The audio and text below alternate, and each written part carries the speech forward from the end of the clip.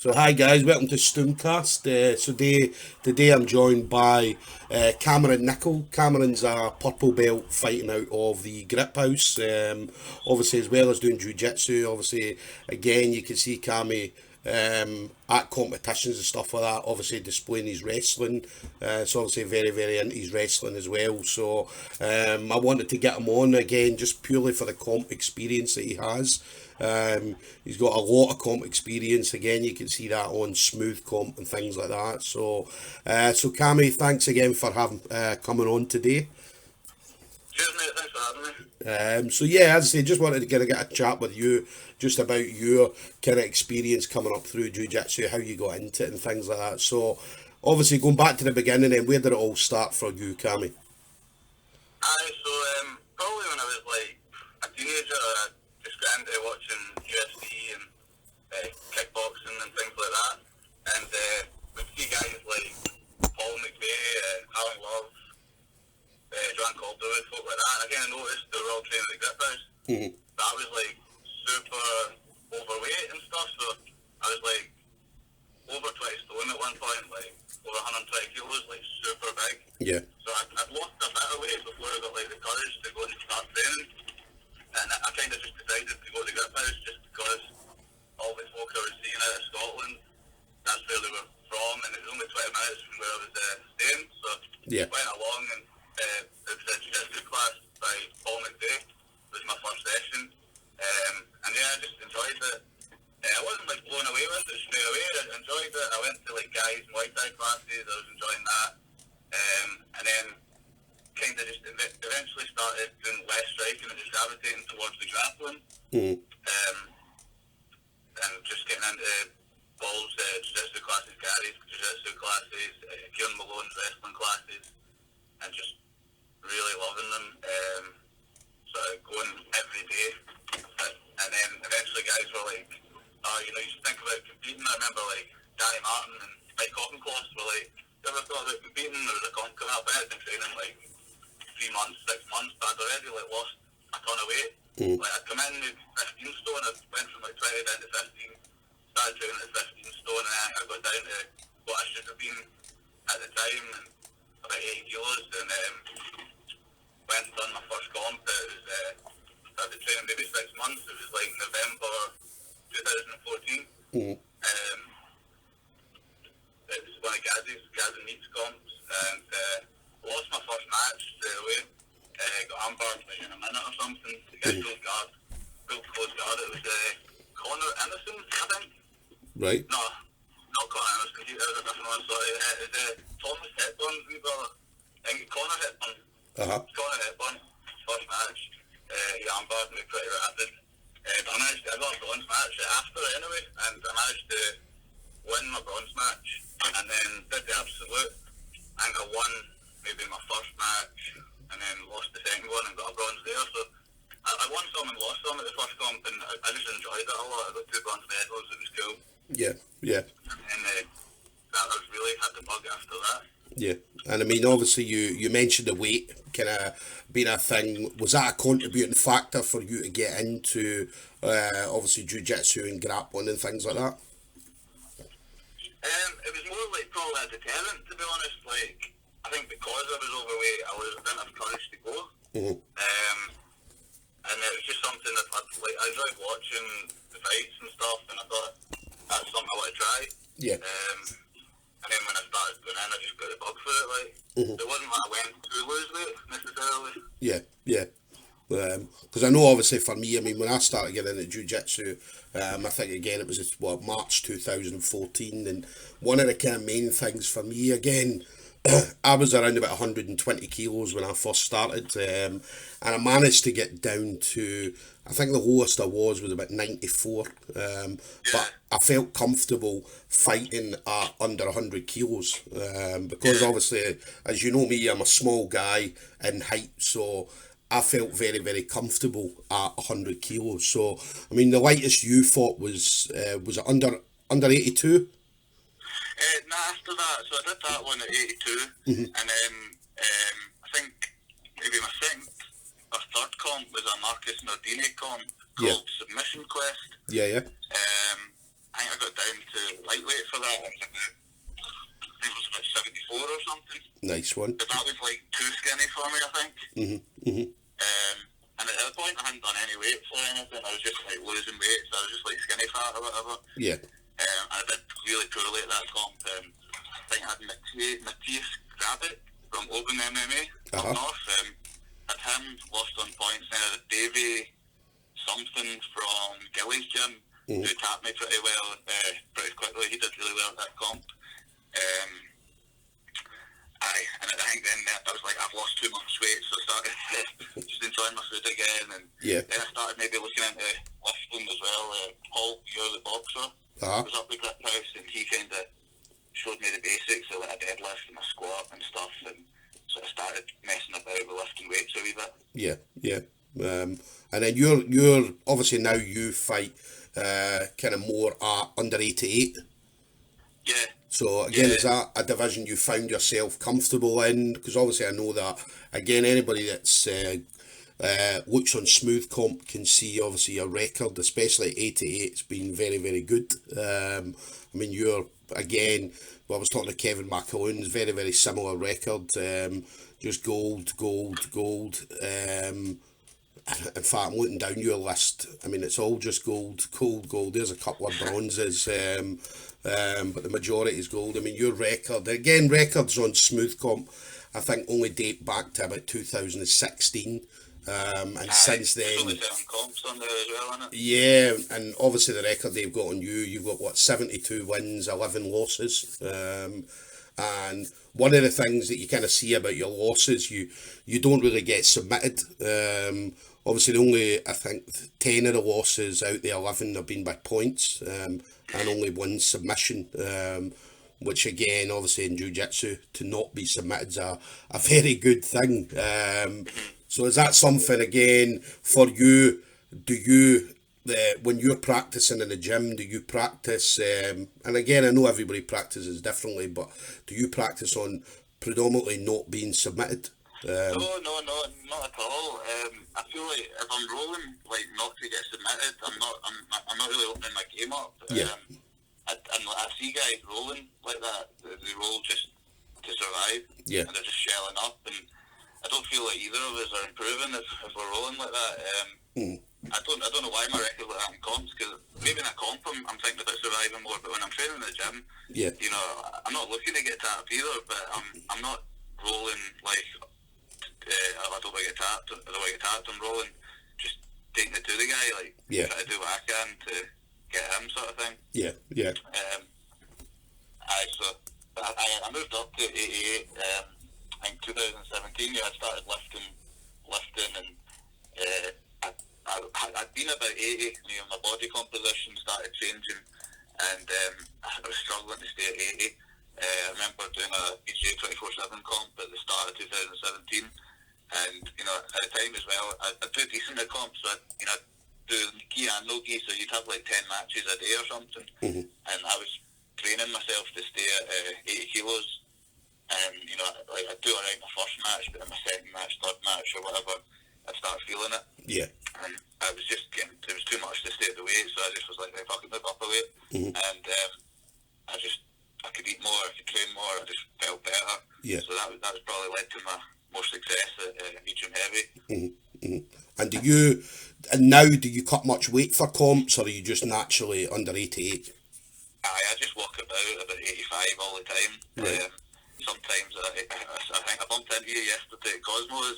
Because there was late, and sometimes I'll enjoy myself a wee bit and maybe hover at 86, 87. I'm usually about 85, and I don't really cut anything.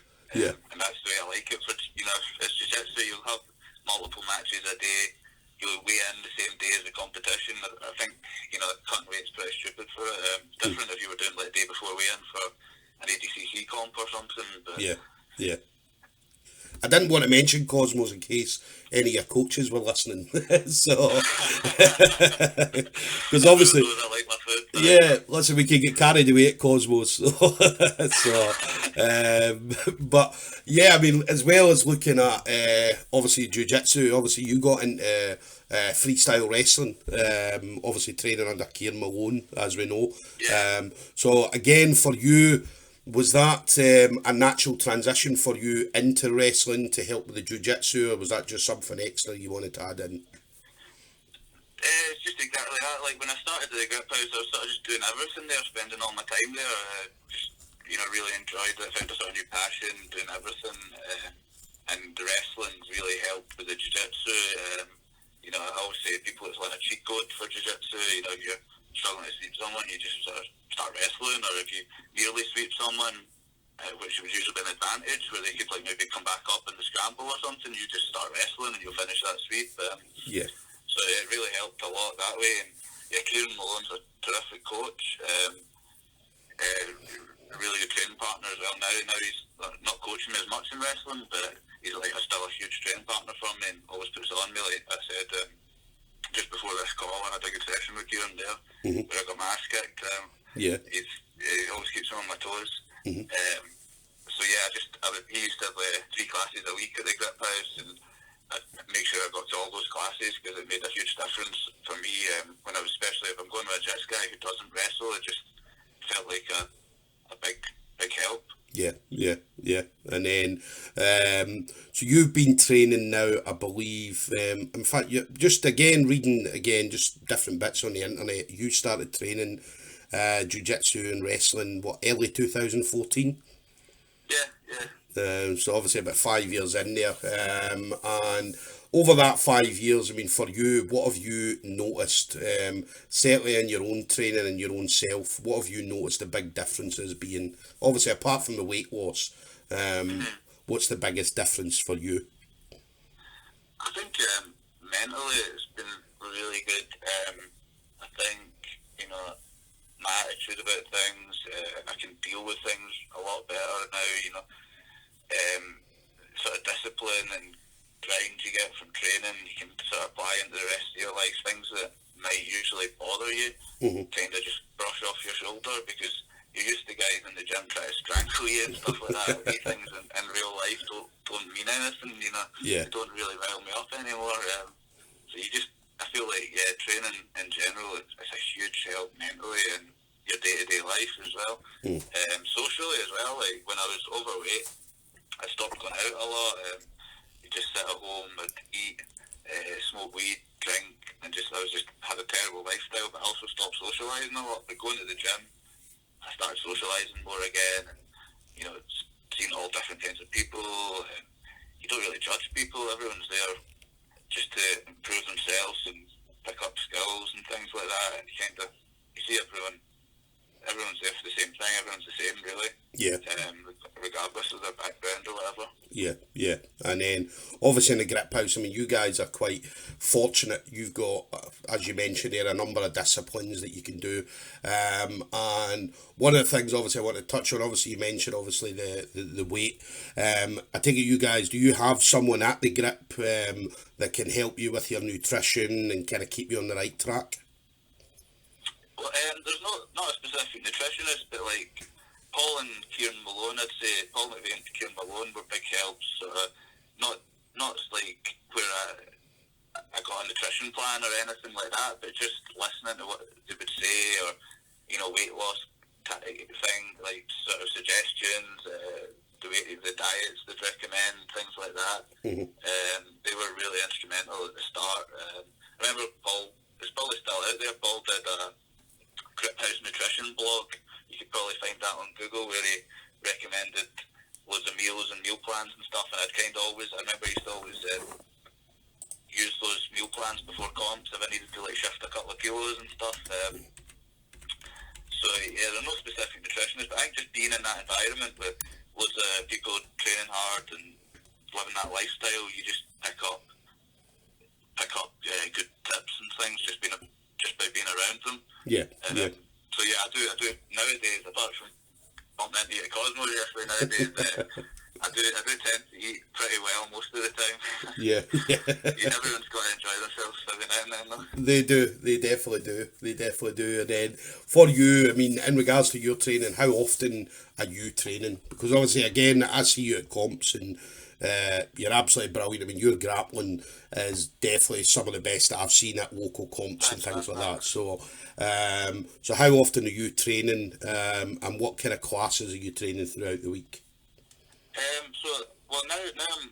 I work at gold medal personal training with Kieran, and we do S&C there, but also I teach jiu-jitsu in Paisley at a club called IXL BJJ, which I started. Yeah. And I also coach wrestling at the GripHouse. So at my classes, luckily I can kind of jump in for rounds as well. So now that's a really cool thing where part of my work is also getting to train. Yeah. But aside from that, I make sure I'm rolling like probably between 3 to 6 days a week. Sometimes 6 days a week I'll roll. I don't like rolling twice a day. I think that's bad. Like, it does my joints in and stuff. But I'll roll 6 days a week sometimes. And when I say roll, that could be wrestling sparring or jiu-jitsu sparring. I'll grapple 6 times a week live. I'll make sure I'm drilling 3 to 6 times a week. And I try and lift 3+ times a week as well. So like most days I'll be doing 2 a day. So like this morning I got a wee bit of lifting in. I grappled to Kieran. I'll grapple tonight in my class as well. I'll try and get some drilling in a couple of times this week as well. So I'd say I'm training 6 days a week easy, and a lot of 2 a days in there as well. Yeah. And that's just a constant thing. That's regardless of competition or something. I just try and train all the time, really. Yeah. And then what about for you for injuries? I mean, have you had injuries throughout that? Well, I'm presuming you would have had injuries. So, but is there anything serious that's kept you off the mats in that time? Aye, I've had a few. My knees a couple of times I've had problems with. I've had a torn meniscus for years that I went through the process with NHS. They kind of just said, we can't see anything. Yeah. Go away and lift weights. And I did that, and it's still the same. And then I went and got it checked again, and they actually saw something this time, but I'm still sort of waiting to hear back. I should probably chase them up, but it's just a long process dealing with them. That sometimes gives me bother. I've done my other knee a few times. I don't even know what I did. I just sort of waited it out a few weeks. I've had bursitis. Got infected a couple of times. That maybe took me off the mat for 3 weeks or so. More recently this year, I tore my sartorius muscle in my groin. That took me out for a wee while. Yeah. But I think I'm okay for injuries. I'm trying to train smart. Although I said I train quite a lot, I'll try and dial it up or dial it down based on how I'm feeling, my body. I try and do a lot of strength and conditioning, stretching. I try and get in yoga sessions if I can. I think I'm going to do some yoga with Stevie Way on Wednesday. Right. Just try and get all that side of it. The strength work, to build muscle, protect the joints, and stretch after training. I think all that kind of helps prevent injuries as well. Yeah. Helps you recover from them. Definitely. And then obviously competitions, again, I mentioned earlier in the call that again, obviously going back to 2016, your competition record since then on smooth comps is an absolutely brilliant one. I mean, 72 wins, 11 losses. So obviously you mentioned your first comp being November 2014. Obviously, at that point, when you did that first comp, did you feel like, well, this is me? You got the buzz for it, and then just wanted to kind of keep going from there? Exactly. Yeah. I think I just really enjoyed it. It made me think about training a bit differently. I think maybe back then I was thinking I need to win everything in training, but after I had a comp and I went back to training, I was like, oh no, the training's for the comp. But you're not going to training to win there. I think that was maybe a big come away from that first comp. And then afterwards, I was trying to do as many comps as I could, really, like financially, anything that was nearby, sort of thing. I remember I think maybe my second comp was a BJJ 24/7 in Edinburgh at Meadowbank. I remember seeing Cammy Nicol and Kieran Malone at that. Yeah. I think Kev beat Kieran by an advantage. I think you were at that. You competed with Big Martin. Big Martin, yeah. I remember that. That was I remember that. an interesting fight, yeah. I mean, obviously Big Martin's about what 6'5" or something, and Aye. I'm 5'5" with big shoes on. So, but that was a good fight. I mean, that was my first blue belt comp, Okay. and I remember going in and. I remember the thing obviously was when I was speaking to obviously my coaches like Graham McQuiston, Mike Coya and all that, and they were saying, look, Stuart, the main thing is don't get taken down. Right, so Yeah. so that was me. Obviously, stayed on my feet, and a Big Martin was throwing me about, as you probably remember. And then I managed to get the takedown on him, and then it was just all about controlling him after that. Aye. Which I was fortunate enough that day. It went my way. But yeah, no, that was I'd say that was my. I think it was my second comp at that point. And My obviously. second as well. Yeah, so because me and you started probably around about the same time doing jiu-jitsu. I mean, you obviously early 2014. I was March 2014. So, Yeah, yeah. so About the same, aye. yeah. So obviously at that point, then obviously second comp. So, how did you? Aye, so I did quite poorly at that one. I had Reece Strathern. I think he trains a lot. He trains at a higher level and he trains a lot with Stevie at Braveheart now. Yeah. Recently got his purple belt, I think. I had him first match and he beat me by an advantage because I turtled. I think I pulled guard at that one. Sort of before I'd kind of got a game plan for comps and Yeah. stuff, or like, a style that I wanted to do. So I don't tend to pull guard that much these days. But back then I was sort of pulling guard more and stuff, but I wasn't doing much for my guard then. Yeah. And I think he nearly passed. I turtled and that cost me it. Then possibly after that was Marcus's submission quest where I lost more weight. And I did a few at middleweight where I got good success at middleweight white belt. Some comps having ridiculous amount of matches, like 10 to 14 matches in a day. Yeah. Which was a really good experience. And then just worked my way up the weight classes. Yeah. I remember back then you had guys like Owen Campbell and Kieran Reid were like the sort of best guys in the gym as far as like out there competing, sort of doing their thing. Shaz Khan was a big influence when I was starting out. He always sort of spearheads the jiu-jitsu, the competition team. Yeah. Like I said, Martin Smith was a good influence at the time. So we've had guys like Owen Campbell to the left as well, but we've still got guys that sort of push that competition team at the GripHouse. Yeah, yeah. And then for you, I mean, obviously you then got your blue belt, so you go into the blue belt comps, and again having obviously a lot of success at blue belt. So is it blue belt where you start to kind of find your game plan and how you wanted to kind of progress throughout, obviously blue belt and then into purple belt? Yeah, I think maybe late white belt. I started thinking, right, I want to play on top. I want to take guys down, and then blue belt definitely sort of solidified a game, a game, as they say.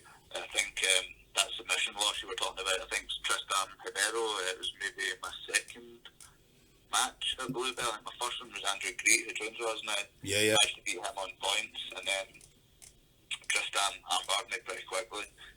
Pulled guard and armbarred me really quick. I think he got gold. I got silver. Yeah. But my first blue belt comp. But then I went on. I think my next one, I managed to get 4 goals down south. A versus comp. Yeah. And yeah, did pretty well. And then moved up to medium heavyweight. March 2017, I think, was when I moved up. Yeah. So yeah, I had quite a lot of competition at blue. Did fairly well. Yeah. I won the Forza comps. They were cool because you won 500 cash. So I won that twice. That was pretty cool. Yeah, yeah. It was like free entry and a big cash prize. I know some of the fighters didn't get paid on. I hear. Yeah. I managed to get paid okay. Right. And then obviously, I'd say blue belt. I mean, again, some of the people you face throughout the blue belt are, again, some of the kind of top guys that we would say at the blue belt. I mean, you had, let's see, Ryan Harrower. You managed to beat him in one of your early blue belt comps. Who else we got? We got Chris Murray from Hit Squad. Nathaniel, obviously beating him. Shea Montague. A lot of about Nathaniel, a lot of those matches with Nathaniel, we have faced each other a handful of times in comps, but he's like one of my main training partners, and a lot of the time we would just shake on that. Yeah. He's more in his no gi as well, so like he would just do the gi, but he wasn't that fussed about it. So instead of tiring each other out, you know, he'd just give me the win, and we'd sort of save our energy. So I have beat him a few times in comp, but I think a lot of those are where it says walkover or whatever. Yeah. That wasn't, we didn't actually compete. Yeah, and then obviously you got victories over, let's say, Shea Montague. Who else we seeing? They're getting quite a few Nathaniels that you mentioned. That you got James Coggs on there as well. Victories over James Coggs. Stuart Brown, Jamie Harvey, getting Ryan Harrower again. So, and I mentioned this to Kev McAloon. Do you feel that your level of competition as well that you're going out and facing at these comps makes you better as well? Because obviously, again, I mean, you look throughout sport, you got things like Lionel Messi and Ronaldo. Would the two of them have been as good if they didn't have each other? So would you say that's the same for yourself? Yeah, definitely. Doing competitions. But like I said, with Nathaniel there, I've had Nathaniel. He's about my weight in the gym. I train with him like every week, a few times a week. You know, probably at points 5-6 days a week. Yeah. And that really pushes you. You know, someone your own weight. Obviously Malone, he's around my weight and always pushing me. So I'm lucky to have guys. You know, I get rounds with Stevie Ray. I get rounds with just quite a lot of guys around my weight that will really push me. So I'm lucky just to have the GripHouse high level nearby where I can get pushed by really, really good guys. There's so many. I'm going to forget loads of names, but the talent stack gyms. But yeah, the guys in the comps as well. You know, you're running into the best guys from up north. There's so many good guys up north, it seems. Yeah. I guess there's not much else to do up there. I don't know, but they're fucking good at jiu-jitsu. Yeah. So you bump into these guys and get really good matches with them at comps. You mentioned Shea Montague. He trains with us a lot now. He's phenomenal. Yeah. Absolutely phenomenal. Ryan Harrow is brilliant as well. Yeah. I think he's doing really well now. He's got his purple and teaching a lot of classes and stuff as well. So yeah. So many good guys in Scotland. Our jiu-jitsu in Scotland's really good. And do you feel that? I mean, again, I've been fortunate to be in jiu-jitsu for the last 5 years, nearly 6 years now. And have you noticed again since you started, obviously, a big change in regards to obviously the level that we've got in Scotland? Yeah. I mean, to be honest, when I started as well, I kind of, like I said, with like Owen Campbell, Kieran Reid, Richard Dixon was killing it. T as well, really active, so we had like a lot of really good active guys then as well. Sam Gill. So some of these guys have sort of faded away, or they pop in now and then. And we've kind of got the new ones as well. Like, Jack Williamson came over, and Graham, guys like that. Are phenomenal as well. So then it's to see these young ones coming up. Like I'm training this Sean Clancy Jr. He trains at mine a couple of times a week. He's got a pal Harry. They're like 16 and they're absolutely amazing already. Yeah. Put it on you. And it's just these young ones. I teach the kids the GripHouse. And there's a couple like 9, 10, 11, and they're like doing stuff better than I can do it. I'll show them it, and then the next session, I'm like, oh, that's really good.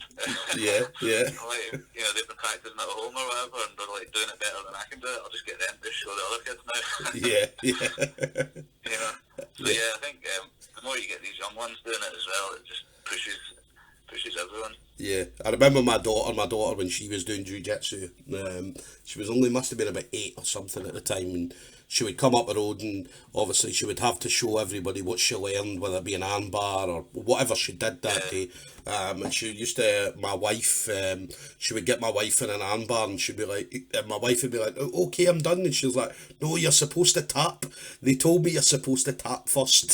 So I just cranked this armbar on, do you know what I mean? So, and they do, I mean, the kids learn obviously very, very quickly. And then with you coaching, obviously the kids, how do you, because obviously kids are tough to coach. I mean, obviously anybody that coaches kids tell you it's they would rather coach adults than kids, or the majority of people. So how do you manage to? I think I used to I know, well, Kieran used to take the kids wrestling at the grip, and then I'd sort of start filling in for them. That's how I can start coaching. Yeah. Not the grip, I was just filling in for Kieran's classes, adult and kids. Yeah. So when I'd fill in, the kids' classes were a nightmare, I think, just because I hadn't done it before and stuff. But Yeah. Since like February this year, I've been running 2 kids' classes at the GripHouse, and I've developed quite a good formula for it. You know, you've got to give them a wee bit of games, kind of trick them into doing jiu-jitsu, but then I have been able to get them to focus on the techniques and get them to spar as well. And, you know, you need to be careful, obviously, with the sparring. Like you were talking about, making sure people know how to tap and things like that, and make sure they're not hurting each other. But yeah, managed to develop quite a good kids squad up there. I've had 3 out competing a fair bit the last few months, and they've been doing really well. Been down south, picking up golds and things. Nice. Every other weekend, doing really well, and I've got a few more set to compete. Gaz and Heat have got a comp this month. Yeah. So hopefully get a handful of them at that, and it's actually quite rewarding seeing the kids do well. Like, I put some I graded some of them and gave them stripes, and one of the kids said to his dad it was the highlight of his summer, and things, and just being able to touch a kid, like influence them like that. Yeah. So that was cool. Yeah, no, that's good. I mean, that's, and again, these kids are the future. Obviously, when we're hobbling about in Zimmer frames and wheelchairs, these kids are going to be out. I just hope they don't die me when they're a bit older. I'm still rolling. I'm like, take it easy on me, Carl. Yeah. And then obviously you mentioned the gym in Paisley, so obviously you started that up. So how's everything going with that? So that came about, like, originally there was a place in Barhead, IKIC, that contacted the GripHouse, looking to get a GripHouse coach over there, and I think, like, you know, Gary and that were too busy, and it got passed down to me, do you want to coach over there? And I took it up and got into it. So when I probably first started coaching jiu-jitsu in 2017, so I was only like 3 years into training, really coaching, but I think that developed my game a lot as well. Yeah. You know, you have to think about things more. I ended up stopping teaching there, but I kind of wanted to keep teaching. And Sean Clancy kind of put me in touch with the guys at Pro Life Fitness Centre. And for like the last year, I've been teaching out there now, just doing my own thing. That's cool. Like I mentioned a few. We've got a few set to compete, do their first comp in November. So look out for like Stuart Begg and Harry Coyle. They'll both be competing, maybe a few more.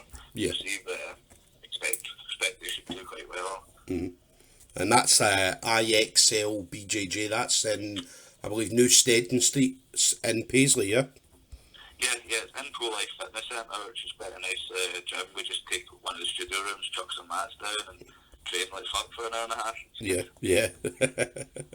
I've had guys visit, you know, from like down south or whatever. Just even last week, there was this big fella from down south, trained at Hodge Gracie Academy down south, and he said that his gym he feels like a really good blue belt.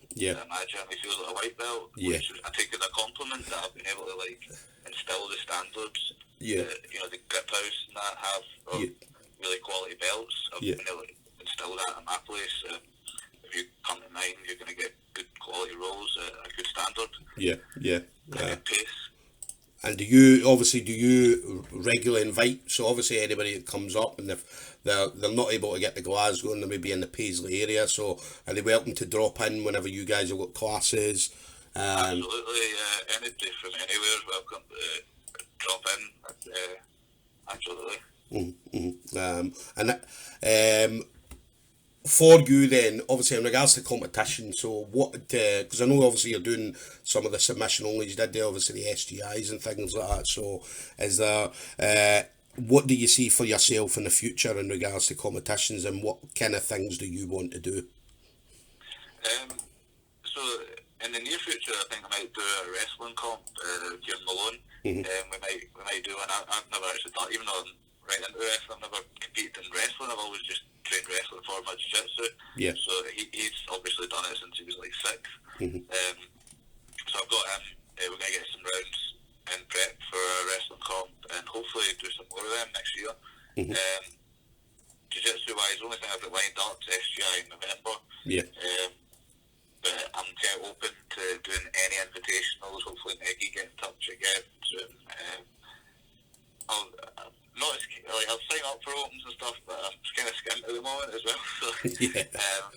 like travelling to do an IBJF, where you have to pay the flights, pay accommodation, pay a big entry fee and stuff, isn't that appealing. Yeah. I don't know if I've been spoiled by like cash prize tournaments and stuff, but Mm-hmm. paying huge to compete. I don't mind spending 30 quid to do a local comp or that, but Yeah. Yeah. all big outgoings to do some of these comps. I wish I could. Yeah. But I'll compete as much as I can. I'd do it every weekend if I could. Yeah. It's great fun. Yeah, and do you have, obviously for competitions, because obviously like some of the guys, like Ryan Harrowan and all that, all get sponsorship. So is that something that you've got the option of, or? No, that would be cool though. If there's any kind of sponsorship of that, way of getting entries or that, yeah, that'd be cool.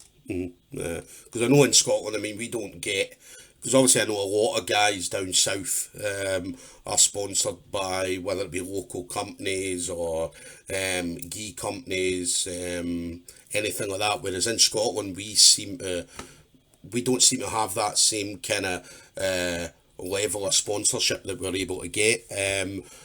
Is there what's your thoughts on that? I mean, is there anything that you've maybe seen over the years that you think, well, why are we not getting it? I don't know. I mean, I suppose I can understand as well, though. It's just it isn't a spectator sport, really. I don't particularly. I watched the season or most of it. That was fun, but for the most part, I don't like watching jiu-jitsu unless it's like my pals competing. Yeah. So I can understand it from that point of view, but then on the flip side, I like competing in it and would love help to compete in it if that was a thing. So you see it like MMA guys and stuff getting help, getting sponsors. It'd be cool if that was a thing and we could grow it more. SGI's been great the last couple of years getting that locally. Even more invitationals like that, even if it was just like free comps and stuff. There was that how BJJ did some comps. It was like really cheap entry fee. Yeah, I mean the SGIs have been absolutely brilliant. I mean, and again, as you mentioned, it's free to get in. Obviously, an invitational, and displaying some of the best jiu-jitsu that we've got in Scotland. And there's been some fantastic matches, obviously, that I've seen at the SGIs. So, are you hoping that's maybe going to be something that, again, is going to be getting more and more popular? Maybe anybody else jumping in? The guys can support that. Actually buy tickets and fill that place out so that it keeps going. Yeah.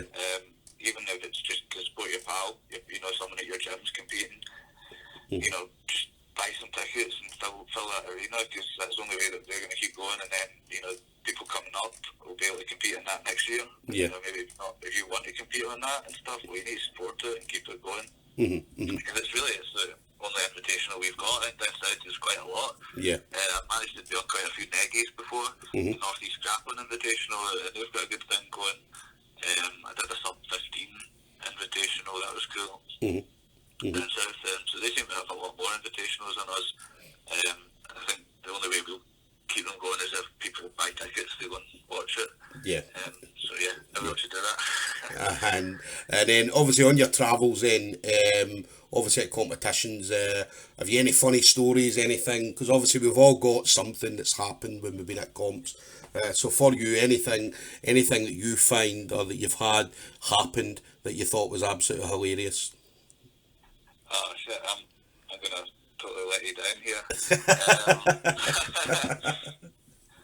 I think all mine would be like just food related, we ordered pizza and it was fucking tiny and stuff, I don't really have, I'm trying to think. Should have prepped something for this. I mean, all the sort of travel and stuff have been just good experience. It's always, you sort of get a good bond with whoever Yeah. the comp. Yeah. You know, spend a lot of time together.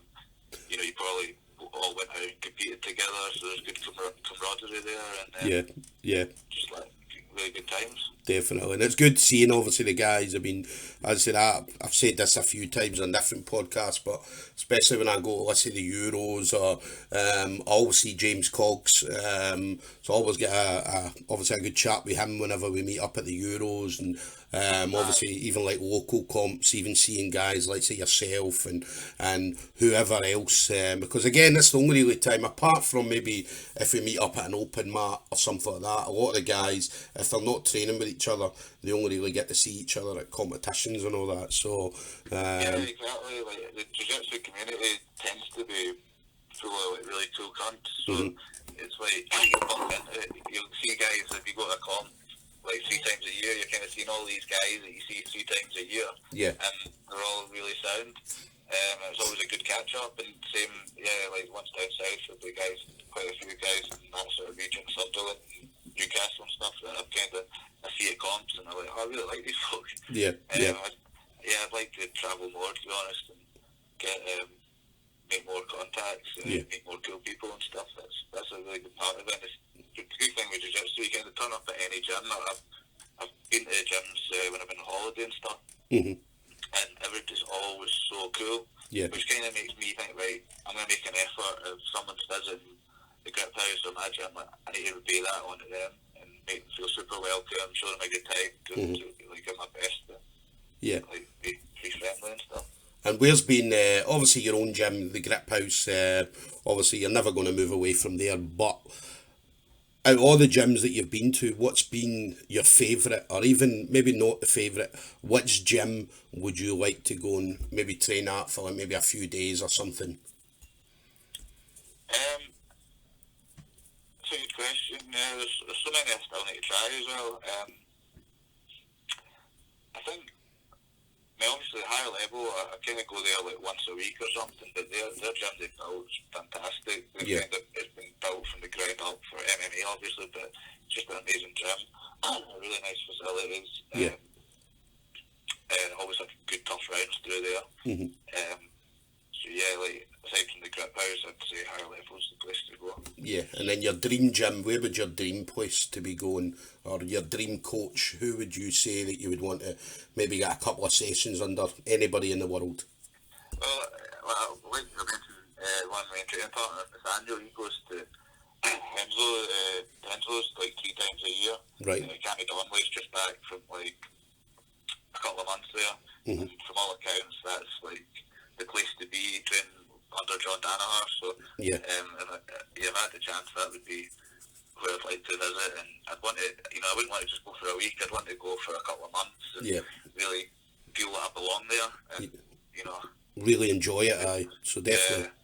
Because obviously like one class or a couple of classes, it's still good, but as you mentioned there, a couple of months training under these guys or training with these guys is definitely a big thing for your own kind of progression and things like that. So I think for like progression, like you'll get a lot from your coach and stuff, but a lot of the stuff I've learned is just been from training partners. There's so much you just pick up by them doing it to you, or them saying to you, or they're, you went for the drill. I used to drill a lot with Gregor, Polish guy at the Grip, and there's so much he would drill, and then I'll try that. Never use it, because he was practicing it, and just training partners been so influential. Guys like T, I mentioned earlier. He's helped my wrestling a lot. Gregor used to drill a lot, even as a white belt. Used to drill with Jim Bradley a lot. That helps. Gregor's partner Sabina. That's right. Yeah, Sabina. Yeah, Sabina used to train with us. Obviously, trained at GB, and then she kind of went away for a while, and then came back and training at Marcus's before. Obviously, they went back to Poland, and Sabina was an absolute handful. Do you know what I mean? So, such a small girl, but and she had that aggression, right? She had when she went in, and I'd watched her roll with a couple of people, and one guy she rolled with was a lot bigger than her. And obviously, he was going light because he knew his limitations, right? But Aye. she stopped mid-roll and she basically said, see if you don't fucking roll with me, I'm going to kick your ass, man. Do you know what I mean? So, and obviously the tempo got upped, man, but she had absolutely no fear whatsoever. Aye. I mean, she would Aye. fight and roll with anybody of any size. I'm not surprised because if her partner was Gregor, he was a handful, like phenomenal, great training partner in the gym and that. Yeah. And then obviously you're getting recent purple belt. You've been a purple belt for what, just over a year now? Aye, you know that. Aye. Yeah. So how's your purple belt going? Again, obviously your competitions. Again, you've pretty much picked off from where you left off at blue belt. So Yeah. I think my first comp at purple, I went down BJ 24/7. I think it was like Manchester last year. I think Manchester just happened there. Yeah. That weekend. It was the year before, and I managed to get 3 golds and going to put out my ref decision in the open weight nogi. But so I kind of, like you said, managed to pick up where I left off. I think that's due to like the GripHouse sort of making sure you're at that level before you get promoted. So you don't go in and get hammered and then you get put off. So you kind of go in and you're at the level to compete that you need to be. And yeah, I've been competing at purple belt and doing fine. I feel absolutely fine. I belong. Yeah. But you definitely have, and again, you're fortunate again that some of the people that you come up against, again, these guys seem to be pushing you. And again, I've seen that in obviously competitions I've seen you in. So as I say, I definitely feel, for me anyway, looking at you, you're definitely one of the kind of top grapplers in Scotland. And it's definitely brilliant to see you whenever you come out to compete. And again, your fights with Kevin McAloon are kind of brilliant to see again, because obviously you two guys seem to be going up against each other pretty much all the time at comp. So actually, that was I think that one in February was like the first time, the only time I've really competed with him. I think there was an SGI tournament. Yeah. I would have been able to compete with him, but I could put out. But, I think it was that one comp that I was at, the one in February. I think he's fought each other, 3 times? 3, aye. So it just seemed to be, it ended up, it was you and Kev. So and the fights that we watched, I mean, they were brilliant fights, very quite close ones. They were very close. By an advantage, then he beat me by points, and then an advantage in the third one. Yeah. Good matches. It'd be good to get some more with him in the future. He's been up the grip a few times, and we've had some good rolls as well. Yeah. Nice guy, and he like I said, with like Nathaniel and that, he's like our weight. Good training partner. Yeah. And when he's just through training, it's good to train with him. Like definitely. It's just good to have, like you said, guys pushing you. Yeah. That's what you need. I've seen quite a few guys fall away from it, and I think that's maybe due to a lack of people pushing them. So I'm always like, even today, getting my ass kicked off my lawn. That's what I like. Yeah. That's what keeps me motivated, is guys that are going to push me as well, and that's what I need. Yeah, no, listen, definitely looking forward to the future, seeing what else comes from you in the future at competitions. And then obviously last thing then, Cammy, if it wasn't for obviously jiu-jitsu or wrestling, any martial arts, what would you be doing just now? Shit, I don't even know. I'd probably be just a total loser. Like, I'd probably still be overweight. I'd probably have like health problems or something.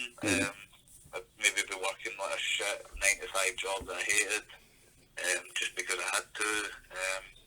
I don't know. Yeah, I'm totally happy though that I found the GripHouse and I'm where I am now. Yeah. It's probably the best thing to happen to me.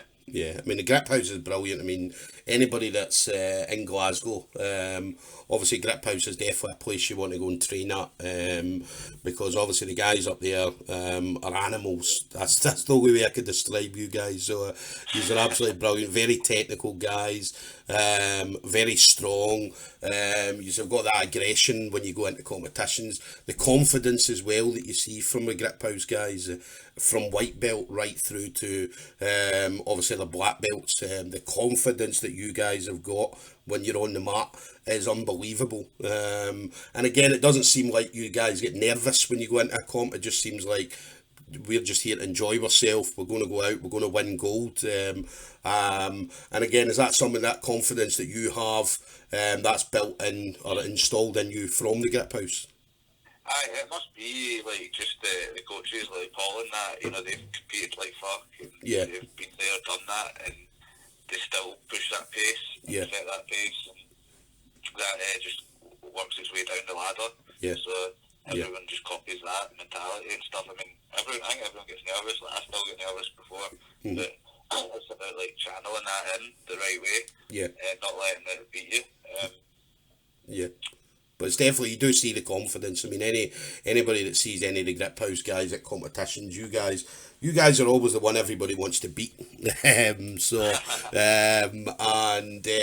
Yeah, just that confidence, as I said, it seems to be definitely, you see the white belts coming in, and they come in with the swagger, all the way up to the black belts as well. So it's definitely brilliant to see, and it's great to have you guys in, obviously, the Scottish Jiu-Jitsu community, because again, you guys make everybody else better, because, as I said, you guys are the ones that everybody wants to beat. So listen, thanks again, Cammy. It's been an absolute pleasure talking to you. Cheers, man. Thanks for having me. As I said, I'll definitely see you at the next comp. And as I said, I'm definitely excited to see what's coming next from you, Cammy. And hopefully, we'll get a chance. Me and you'll get a chance to get a couple of rolls at some point. I know I don't think we've ever rolled. That'd be good. That'd be a good laugh. Yeah, I mean, I know we'll have an open mat up at Marcus's, and I think December time. We usually have one every Christmas, and I know you guys have. I believe it's still the Boxing Day open mat that you have at the GripHouse. Boxing Day one, yeah. Yeah, so hopefully Definitely, man. we'll get a chance, as I said, get a chance to obviously see this wrestling for myself. Awesome, man. Brilliant. Thank you. Thanks again, Cammy. Anything you want to say? Anybody you want to thank? Just thank the guys I mentioned, Paul McVeigh, Kieran Malone, Gary Christie, like my main three coaches, training partners I've mentioned. I'll probably forget so many as well. Yeah. My girlfriend Amy, my pals Nate and Sean, also training partners. Brilliant, perfect. Well, listen, thanks again, Cammy, and I'll speak to you soon, bro. Okay. Cheers, mate. Take it easy, mate. Bye bye. Cheers, bye. So guys, that was Cammy Nicol, purple belt at the GripHouse. Cammy, for me, is definitely one of the kind of top grapplers, obviously using his wrestling to absolute perfection in some comps that you see him in. Cammy, as I said, has got a fantastic record when it comes to competitions. It's good that smooth comp, you can actually, anybody that's ever done competitions that might not know this, but smooth comp have people's records from, I believe, 2016. So obviously you can go on there, if you've done comps, you can go on there and see your competition record and things like that, and obviously type anybody else's name in and you can see their competition record. So as I mentioned there, Cammy, 72 wins, 11 losses, and he's had some absolute brawls in competitions. I've been fortunate enough, I get the chance to work at these competitions, and I can see it for myself, front row, so it's absolutely fantastic to see. So we'll definitely hear and see more from Cammy in the near future. So guys, listen, thanks again for listening, and we'll see you on the next one.